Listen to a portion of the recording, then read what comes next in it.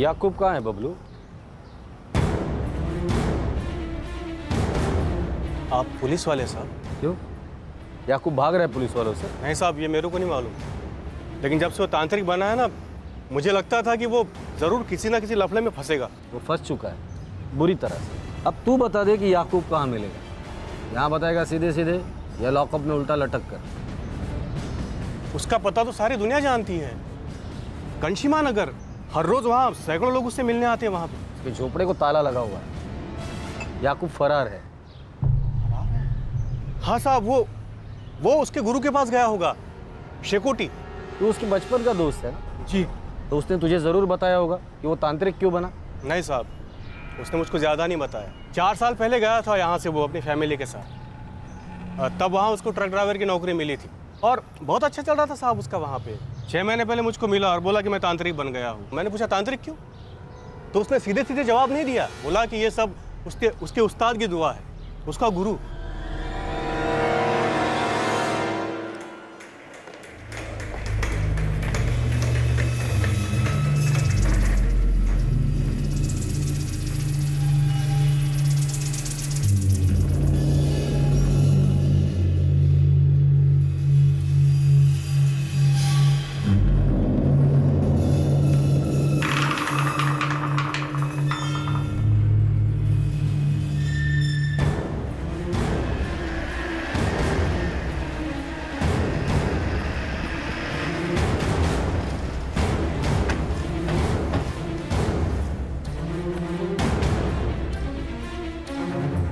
बाबा, police.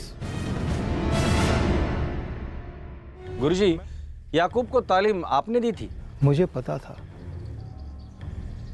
आप लोगों को एक न एक दिन आना ही है याकूब की तलाश में। आपको भविष्य दिखता है क्या? नहीं, लेकिन वर्तमान की बेवकूफ़ियाँ, गलतियाँ आने वाले भविष्य पर अपना मनहूस साया डाल ही देती है। गलतियाँ किसने और कौन सी की थी? वही जिसे आप ढूंढ रहे हो, जो अपने आप को बाबा गुफरान कह के बुलाता है। ऐसा क्या किया था उसने?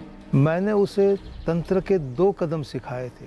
उसने 4 कदम चलना चाहा, वो भी उल्टे पैर। विनाश तो होना ही था।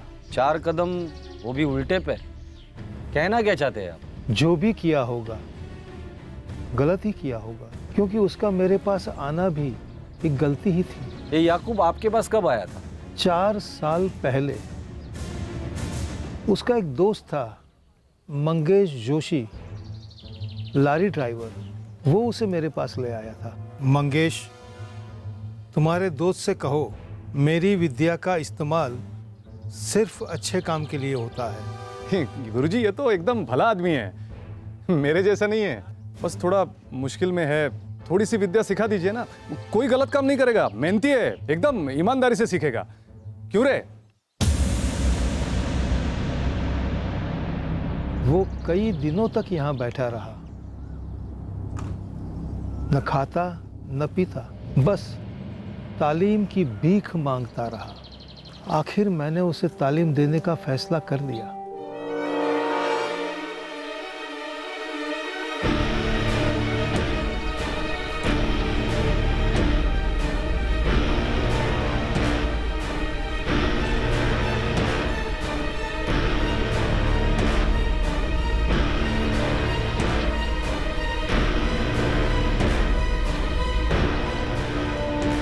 याकूब, अब तुम मेरे शिष्य हो। मैं तुम्हें मेरी विद्या सिखाने के लिए वचनबद्ध हूँ। मैं आपकी हर बात मानूंगा। तो सबसे पहले ये बताओ, वो क्या तकलीफ है जो तुम ये विद्या सीखना चाहते हो? याद रहे, हमारे बीच झूठ कभी आ ही नहीं सकता। गुरुजी, मुझे बीमारी है जो मैं तंत्र से ठीक करना चाहता हूँ।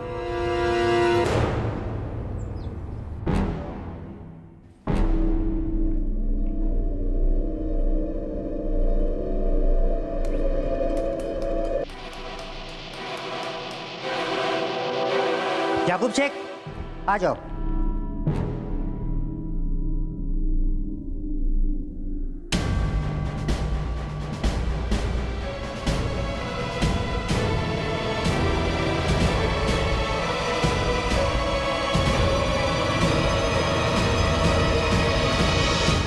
तुम्हें एड्स है?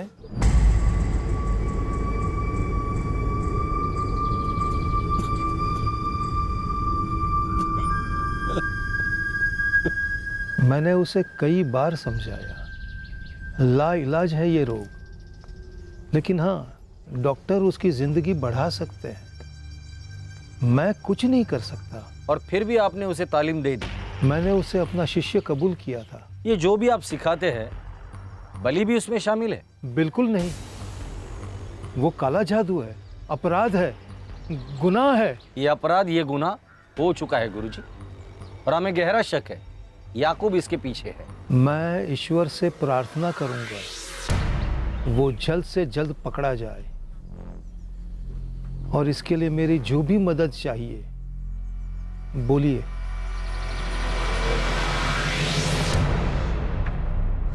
याकूब शेख, पिछली 2 टाइम से तो तुम आए ही नहीं।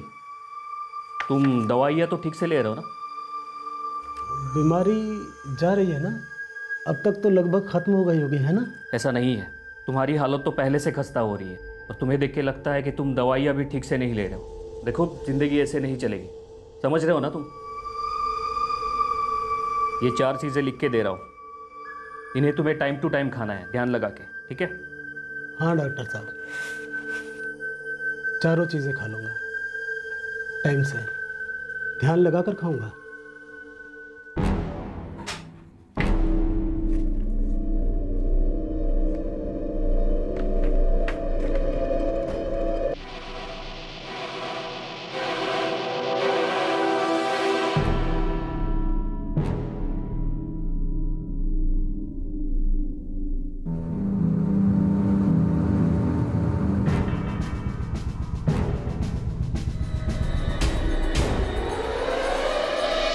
काले जादू से एड्स का इलाज, पहली बार सुन रहा हूँ। धारब, जादू काला हो, सफेद हो, पीला हो, या कोई भी कलर का, सच तो यह है कि ये जादू वादू सब झूठ है। एक ऐसा झूठ जो बौखलाए और घबराए और दिमाग को चमत्कार लगता है। सर, लेकिन इतने सारे लोग इन बाबाओं के पास जाते क्यों हैं? चमत्कारों के दावे क्यों करते हैं? प्लेसिबो इफेक्ट कहते हैं इसे। बिना दवा की कैप्सूल अगर लोगों को खिलाते हो तो उनको ये लगता है कि उनके शरीर में दवा जा रही है। उस एहसास से ही वो काफी ठीक हो जाते हैं, अक्सर पूरी तरह। तरब सारा खेल दिमागी होता है। सर, लेकिन इस खेल में सुमित यादव की वाकई में बलि चढ़ाई गई। तरबूज छुरे पर गिरे या छुरा तरबूज पर, कटना तो तरबूज को ही पड़ता है। और ये पहला केस नहीं है जहां बच्चे बड़ों के वैश्यत का शिकार बने हैं। और बदकिस्मती ये है कि ये आखिरी केस भी नहीं होगा।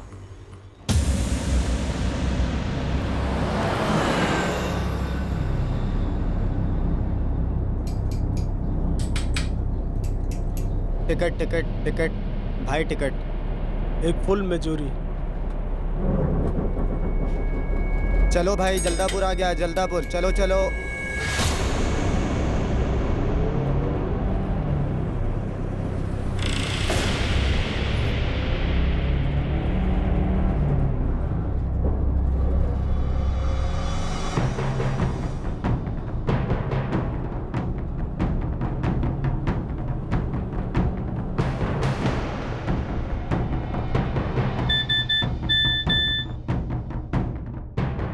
सर, संतोष खबरी ने भेजा है, याकूब शेख।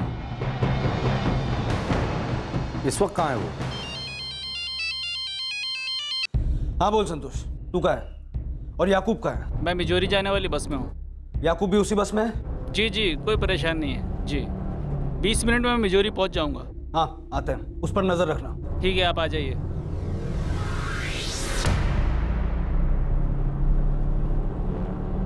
सर, 20 मिनट में याकूब मेजोरी पहुंचेगा। जल्दी चलो।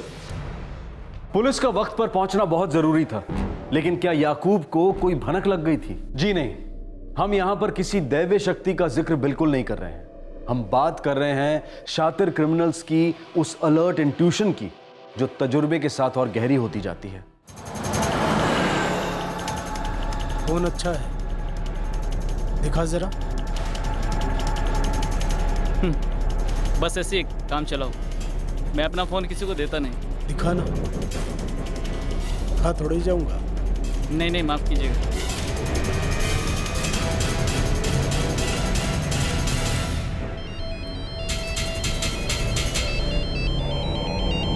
ओ बहरा है क्या?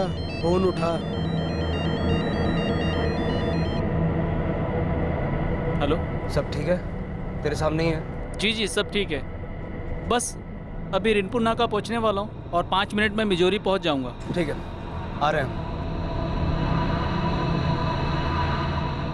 किससे बात कर रहा था? किससे बात कर रहा था? तुमसे मतलब? तुम मुझसे मतलब रखे और मैं ना रखूं? पता नहीं क्या बात कर रहे हैं आप, मैं तो आपको जानता भी नहीं। लेकिन मैं जान गया हूं, पहचान भी गया हूं। अस्पताल से मेरा पीछा कर रहा है ना? किससे बात कर रहा है? किसी को मेरी खबर दे रहा है? किसको? पुलिस को? तुमको कैसे पता? मुझे सब पता है और तुझे भी पता चल जाएगा कि मुझ में कितनी शक्ति है। धीरे धीरे सब समझ में आ जाएगा। थोड़ी तकलीफ होगी पर समझ में आ जाएगा कि गुफरान क्या चीज है। रेनपुर रेनपुर।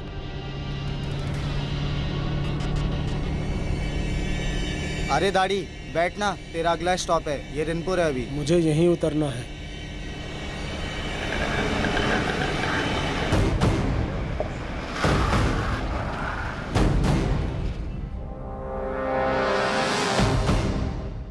याकूब शेख, तेरा खेल खत्म।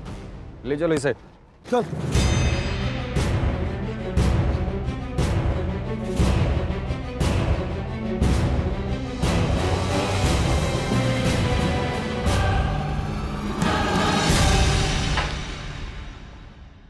याकूब शेख उर्फ बाबा गुफरान, सुमित यादव को क्यों मारा? मैंने किसी को नहीं मारा, मैं तो सबको ठीक करता हूं, मारता नहीं। अरे साले, सीधे सीधे बता दे क्यों मारा, वरना मैं तुझे सीधा कर दूंगा डंडे से। बता।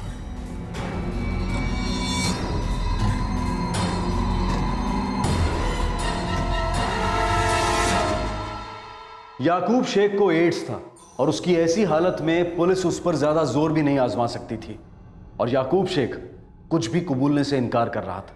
कहते हैं लोहे को लोहा ही काटता है। अंधश्रद्धा में डूबे इस विकृत और खतरनाक इंसान का मुंह खुलवाने के लिए पुलिस ने भी अंधश्रद्धा का ही इस्तेमाल किया।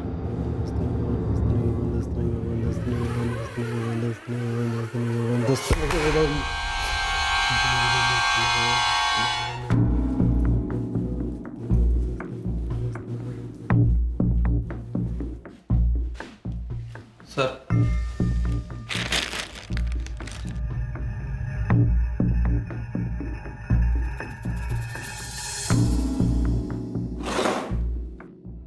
मैं ये खाना नहीं खा सकता।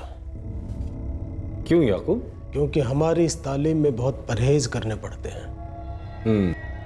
अच्छा याकूब, हमने सुना है कि जो जादू टोना करते हैं वो चमड़े के बर्तन से पानी नहीं पीते, सही है? बिल्कुल सही सुना है आपने। उससे पानी पीना तो बहुत दूर, उसकी एक बूंद भी अपने ऊपर गिरने नहीं देते। क्यों? उससे क्या होता है? सारी ताकतें चली जाती हैं।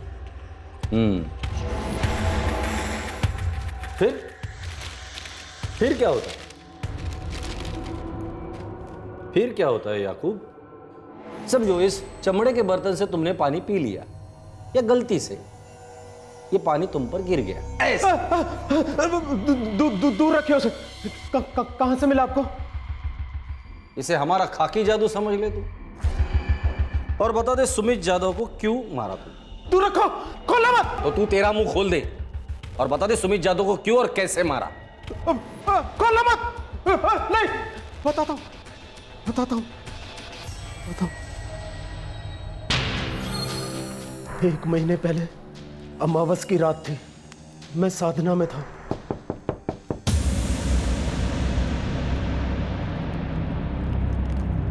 बाबा गुफरान, आपको ऐसे तकलीफ देने के लिए माफी चाहते हैं। मेरी साधना भंग कर दी तुम लोगों ने। शुक्र है कि मेरे मुंह से कोई श्राप नहीं निकला। बाबा आपकी पूरी भरपाई कर देंगे, बस एक छोटी सी मदद कर दो। कैसी मदद? बाबा, मेरा नाम अरुण है और इसका विनय। हम दोनों बाक्सोली गांव से। हमें पता चला कि हमारे बगल वाले कुर्की गांव में खजाना छुपाया किसी ने, काफी सालों पहले से। तो मेरे पास क्यों आए हो? कुर्की गांव में तो पटकर बाबा भी है ना, उनकी साधना में भी काफी ताकत है, वहां जाओ। उन्होंने तो भेजा आपके पास बाबा गुफरान। बाबा पटकर आपसे मिलना चाहते हैं। एक असली तांत्रिक ही दूसरे असली तांत्रिक की ताकत को पहचानता है। जब हम दोनों मिले तो पूरे इलाके में ऐसी रोशनी फैली कि क्या बताऊं। मुझे सिर्फ इतना बता दे कि एक 10 साल के लड़के को क्यों मारा और कैसे मारा। देखो गुफरान, भक्त 11 साल के नीचे का होना चाहिए और ध्यान रहे कि उसके चेहरे पर कोई दाग ना हो।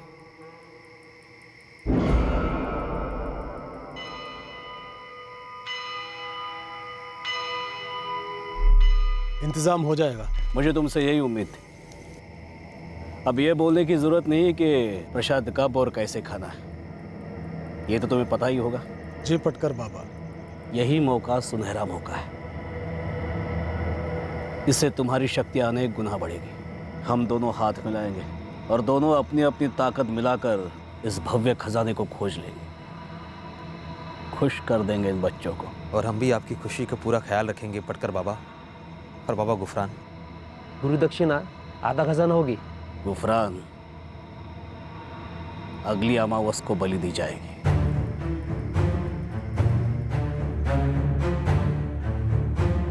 सुरेंद्र और उसका परिवार मुझे बहुत मानता था। उसका बेटा सुमित भी। मैं कई बार उससे मिला था और बच्चों की तरह वो भी मुझे बहुत पसंद करता था।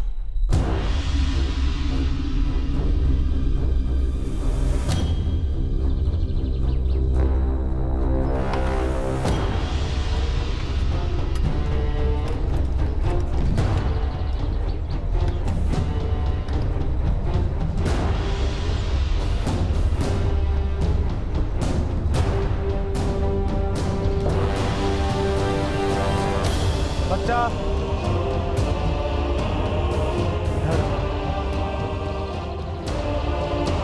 जीता रे, हाँ मुझे स्कूल छोड़।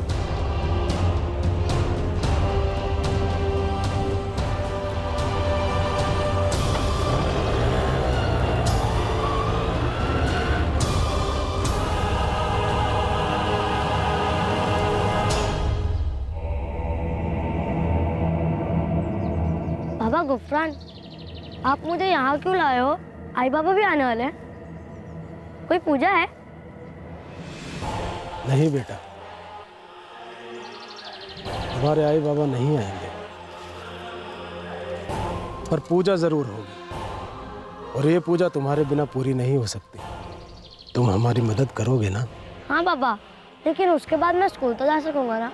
वो क्या है ना, मुझे स्कूल में डांडी मारना अच्छा नहीं लगता। और आज मेरा एग्जाम भी है। आज हमारा भी एग्जाम है बेटा।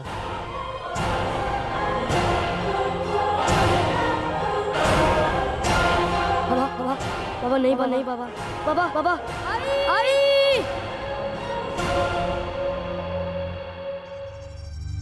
याकूब, तुम्हें वाकई लगता है कि ये बलि चढ़ाने से, प्रसाद लेने से दुनिया में कुछ भी बदल सकता है, खजाने मिल सकते हैं?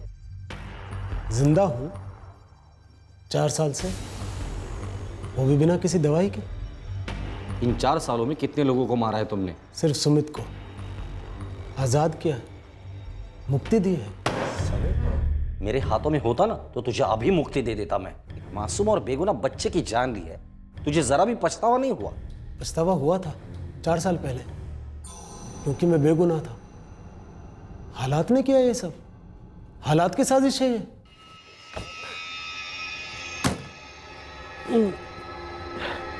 बहुत भूख लगी है यार मंगेश, आज तो पूरा बकरा ही खा जाऊंगा। अरे कभी हमारे साथ बकरियां भी खा लिया करो। आओ। ये सब नहीं यार। अरे दिल मत तोड़ मेरा, चल।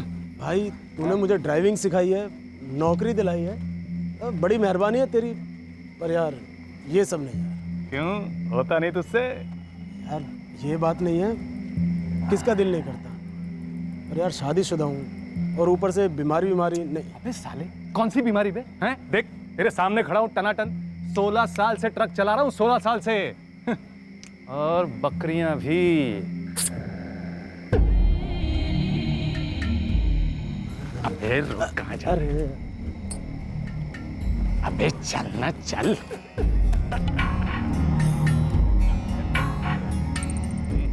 आपका दोस्त बिल्कुल कौला लगता है। इसकी तो अच्छी खातिरदारी करेंगे। क्या मेरे शेर। बड़ी महंगी पड़ी ये दोस्ती। एक बार गलती की, दूसरी बार की, गलती आदत बनी और आदत बनी लत। बीमारी दबे पाँव आई, पता ही नहीं चला।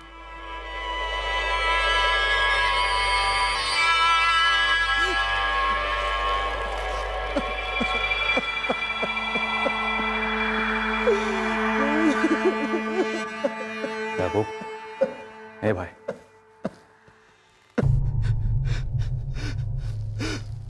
बीवी को क्या कहूंगा, बिरादरी में कैसे मुंह दिखाऊंगा। अरे वो बात की बात है, पहले ये सोच ठीक कैसे होगा। एड्स है मंगेश, ठीक नहीं होगा, लेकिन डॉक्टरों ने कहा कि दवाइयों से चलेगी जिंदगी। अरे वो भी कोई जिंदगी है, बीवी से दूर रहना पड़ेगा तुझे। देख,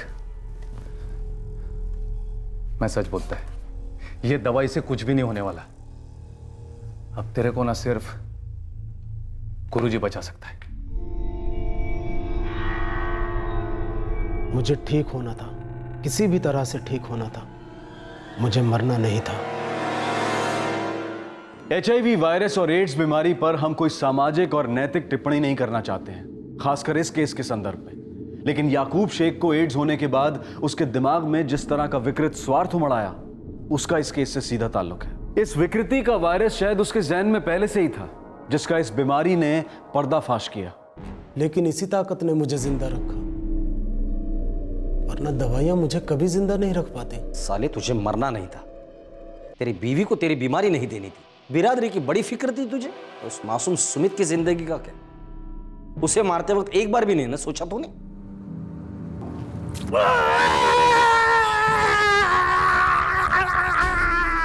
मेरी सालों की मेहनत इस गलीज पानी में मिला दी। मेहनत बस।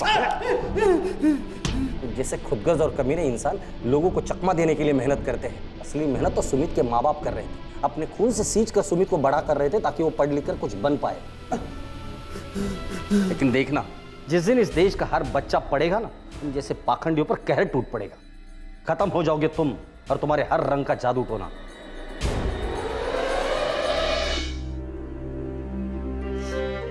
पहली बार जब बीमार पड़ा था, बाबा के पास जाने की बजाय 12 डॉक्टर के पास गया होता तो शायद ये सब नहीं होता। मैंने कहा था ना आपसे, तो मत जाइए किसी बाबा के पास। गलती हो गई। अब चाहे कुछ भी हो जाए, हम किसी बाबा के पास नहीं जाएंगे।